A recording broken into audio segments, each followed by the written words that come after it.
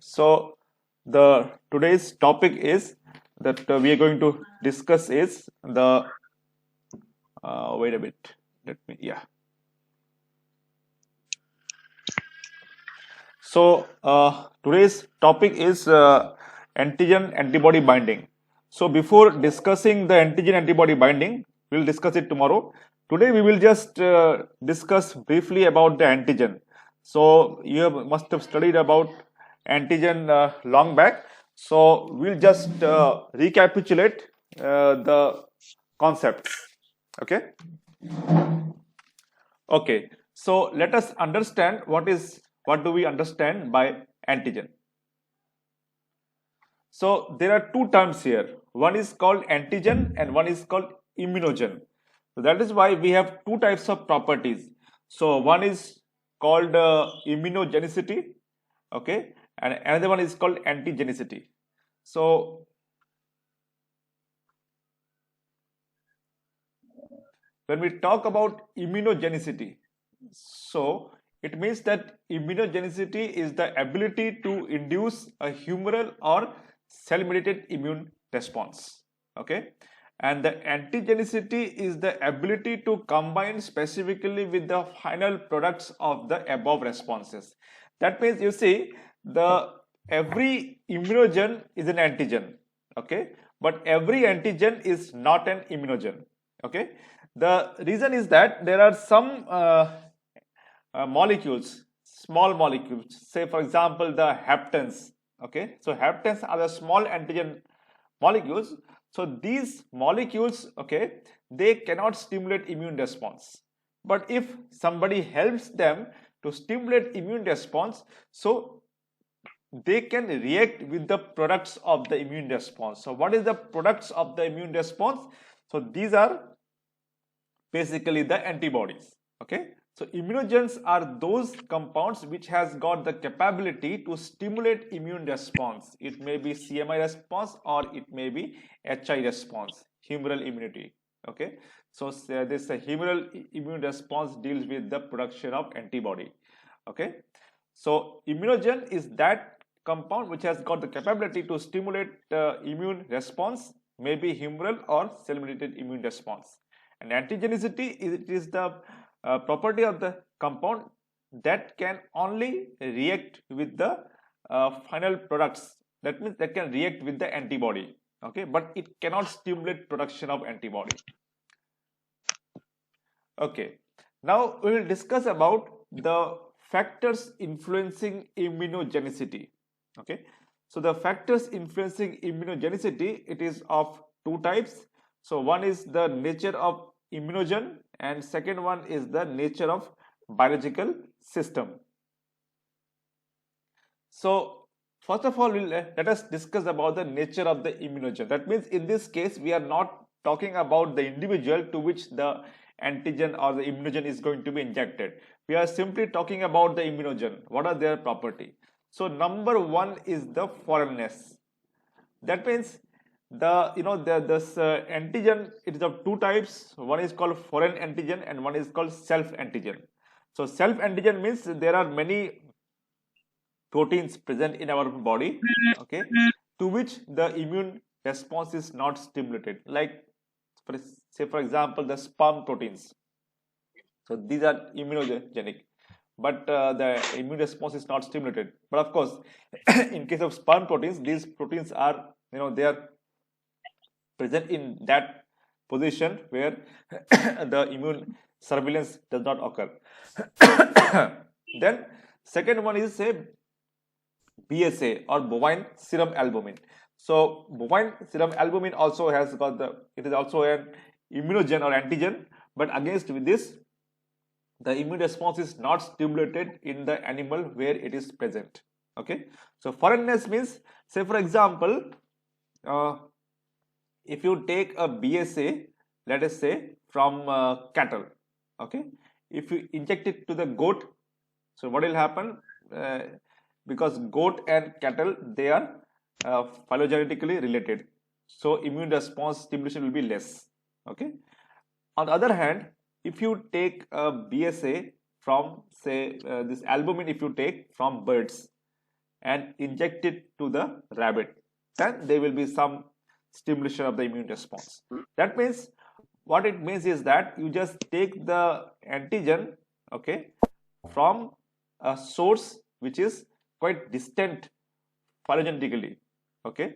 Say, for example, if you take a bacterial antigen, you can inject it to the animal, it will stimulate immune response, because bacteria and the animals, they have got very long phylogeny, okay.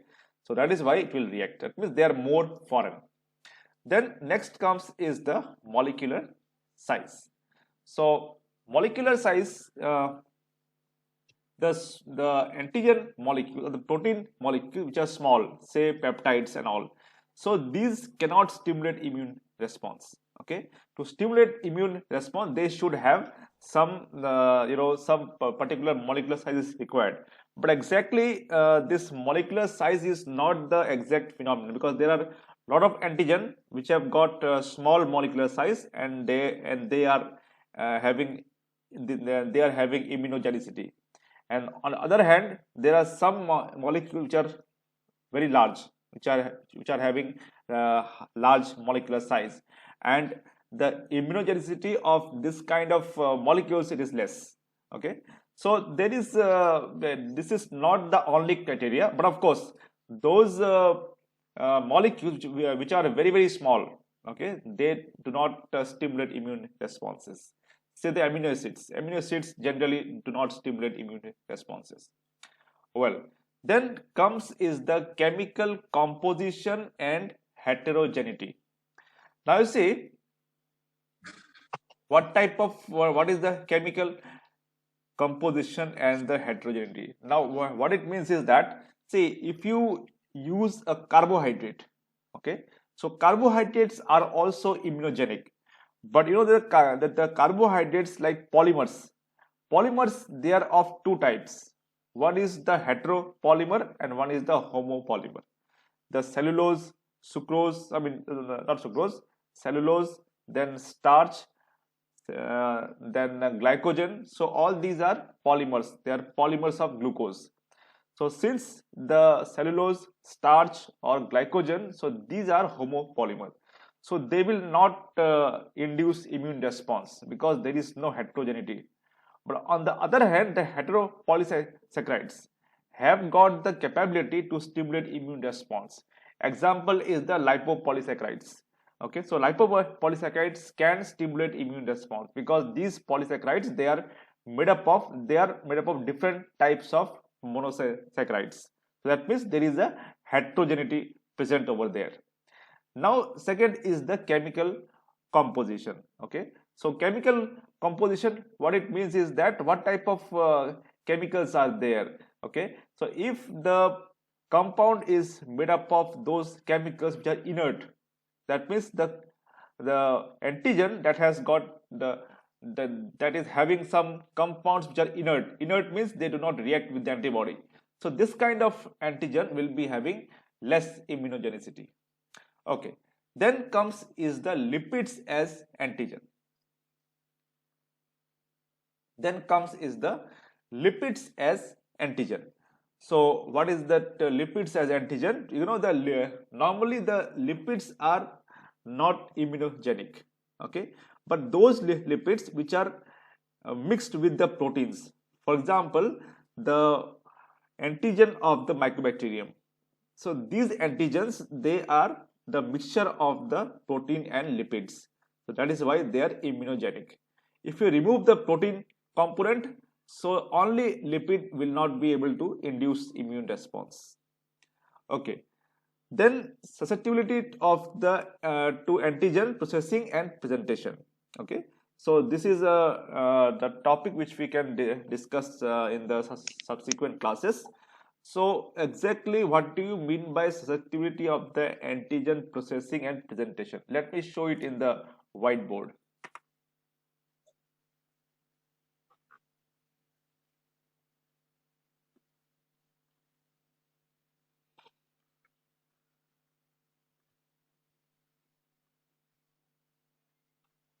So supposing that this is some cell, it's a cell,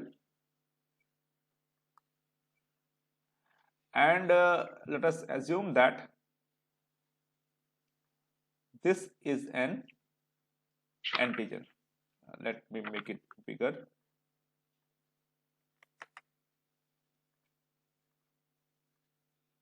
So this is an antigen. So once the antigen goes inside the cell, so it goes inside through the endocytosis, okay, then this antigen, it goes to the lysosome. So in the lysosome, what happens? This antigen, it breaks into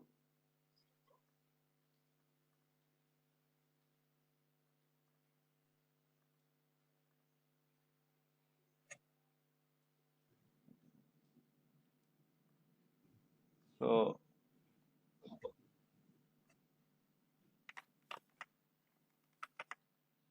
inside the lysosome, this particular antigen,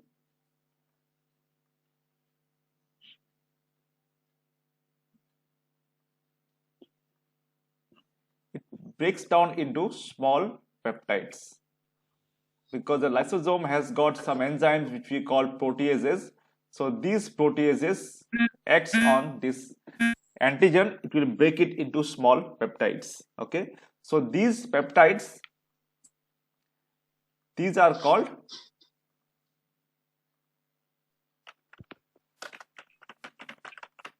antigenic peptides. They are called antigenic peptides. Okay, so these antigens, once they enter the lysosome, so inside the lysosome they break into peptides which we call antigenic peptides. Thereafter, these antigenic peptides, they are loaded into one kind of compound, so that is called MHC. So this is called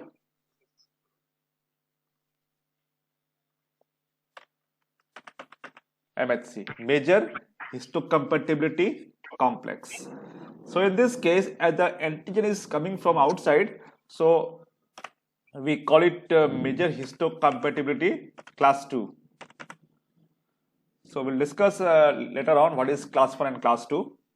Then this antigenic peptides, they are loaded into the MHC molecule, and thereafter this expresses outside.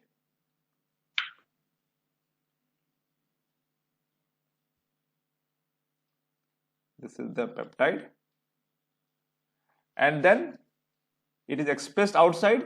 Thereafter, one different type of cell will come. So that cell is called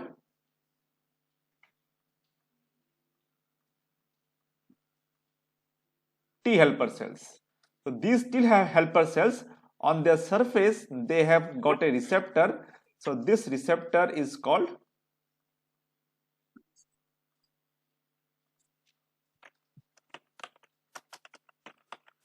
T cell receptors, or in short it is called TCR.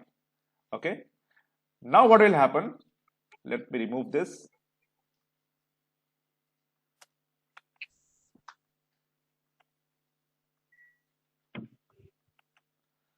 Okay, so now once the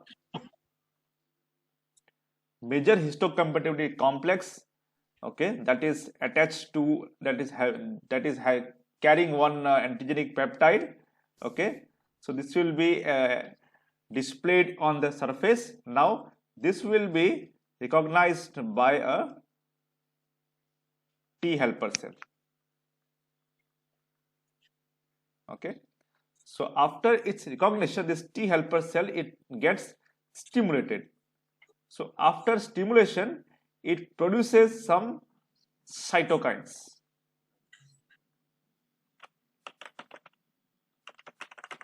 So cytokines like IFN gamma, IL-1, IL-2, IL-3, IL-4, all these things. So these cytokines, what they will do,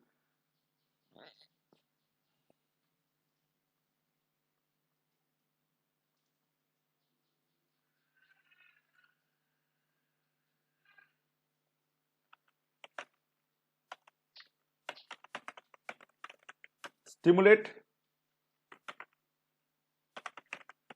T cells for antibody production. Number two, what they will do, they will stimulate activation of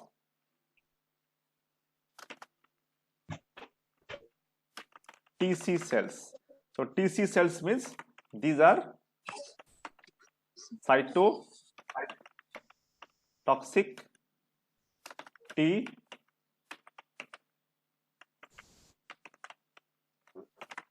lymphocytes, cytotoxic T lymphocytes. Okay, so these two things will be stimulated by cytokines. So what is this? If you just see, this one is the HI response. Okay, and this one is the activation of CMI response. Okay, fine. So this is, so what it says is that our if you just look into our slide, sensitivity of the antigen to the antigen presentation. Okay, so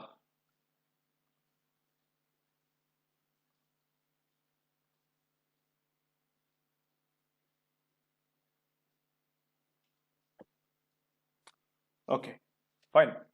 So that is what we mean the susceptibility to antigen presenting and presentation.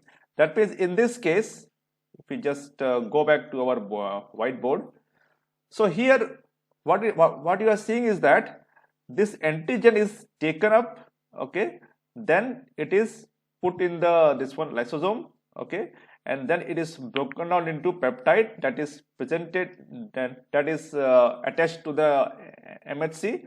MHC will display here. Okay, so here there are two terms.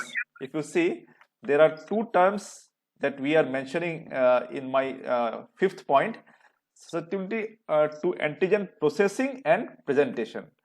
Now, what do you mean by processing and presentation? So this part where the antigen is broken down into peptides, it is called processing. Okay, and this part where antigen is displayed on the cell surface, it is called presentation. Okay,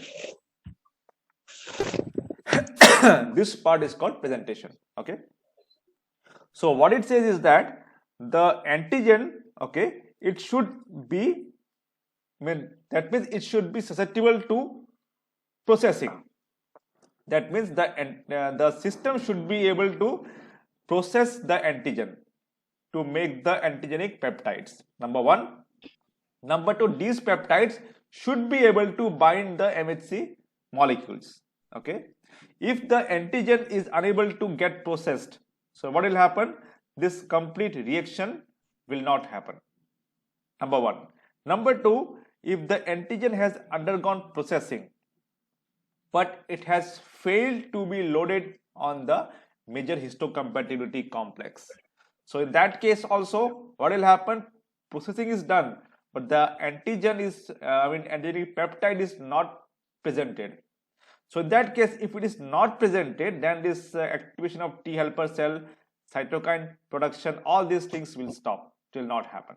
Okay, so that is why these processes are important. Okay. Okay.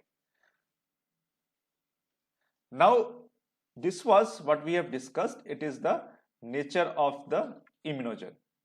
Now we will discuss about the biological system that contributes to immunogenicity. That is our second section. The first section was nature of the immunogen. Second section was nature of the biological system. So we are talking about biological system now.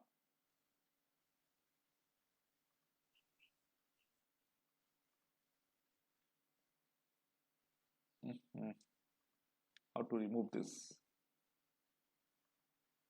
Okay, so first is the genotype of the recipient animal. So it says that, you see, different animals, okay, they react with an antigen with, I mean, their resistance or the immunogenicity to a particular antigen.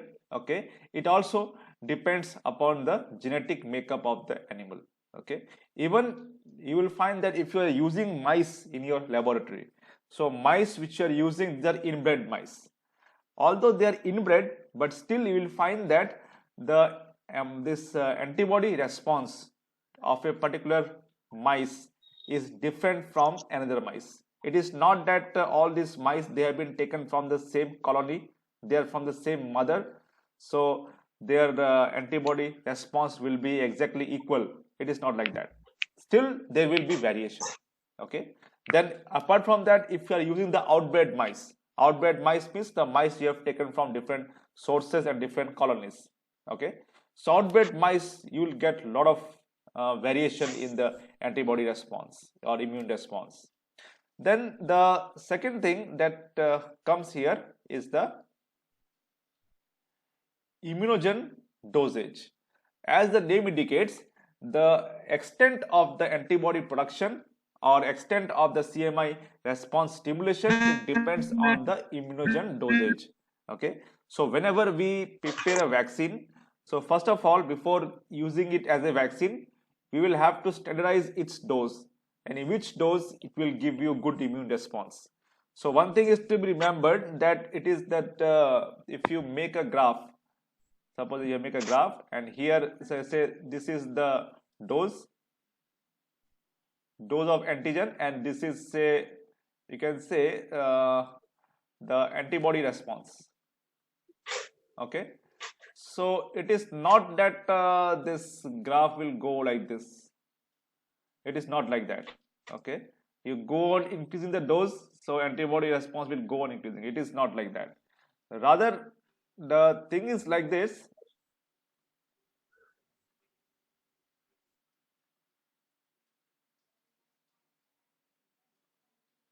If you just go on increasing the dose, antibody response will go on increasing. After sometimes this will form a curve, and then this will go down. Okay, so that means, so this stage is called a plateau stage, or this is the optimum dose. You will get the highest antibody response. Okay, so that is why the dose of the antibody, I mean dose of the antigen, also affects the kind of antibody response you get.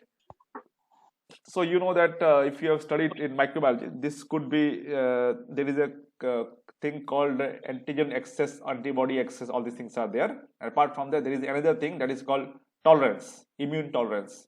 So if you go on increasing the dose, so sometimes the immune system stops reacting to the antibody. I mean stops reacting to the antigen because of the immune tolerance. Okay, now the next thing that comes is the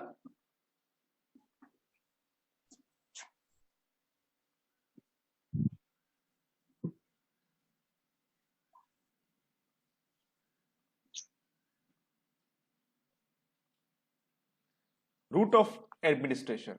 So route of administration, you know that the best route of administration is the subcutaneous. This is the best route.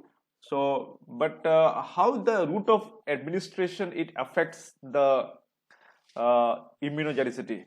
See, the if you administer the vaccine, okay, intravenously, what will happen? This kind of antigen will go to which organ? It will go to spleen, Right. and there it will be processed. And apart from that, this kind of antigen will be cleared from the blood very quickly. We have studied this in the BBSC, that if you give the vaccine through subcutaneous route, so what will happen? This kind of antigen or the vaccine will go to the local lymph node, and there it will be processed. Okay, and the antigen will remain in the body for a longer period of time if you give the subcutaneously. Okay, now the next thing that comes is the adjuvant. So adjuvant, we all know that these are the compounds which are required to increase the immunogenicity of an antigen. So, okay. So what exactly, these are the mechanism, okay, by which this antigens, they show their activity. So the first one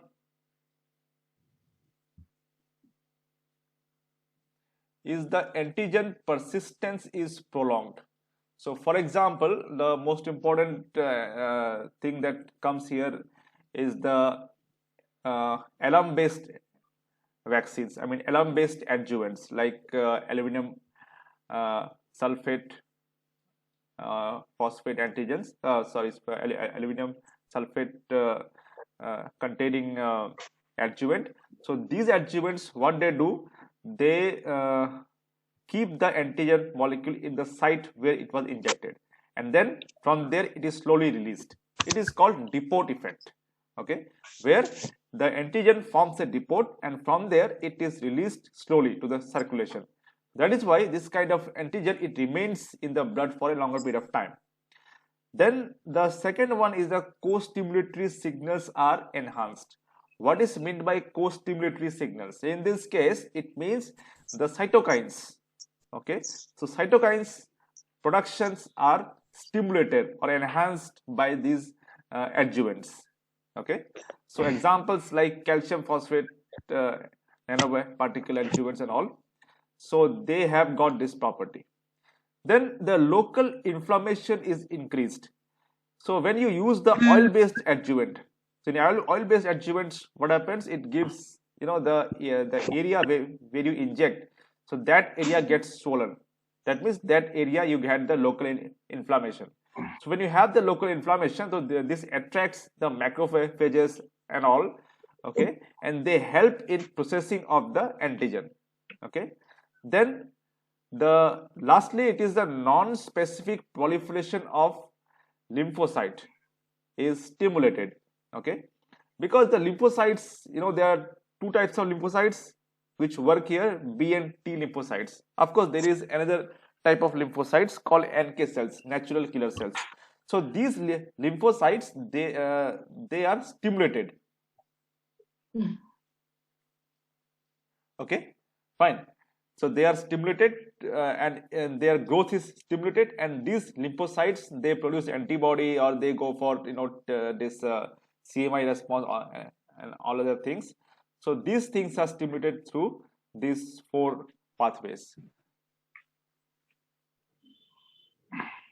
Well, this time is over. So what I will do, I'll restart the meeting. Okay. Yes, sir.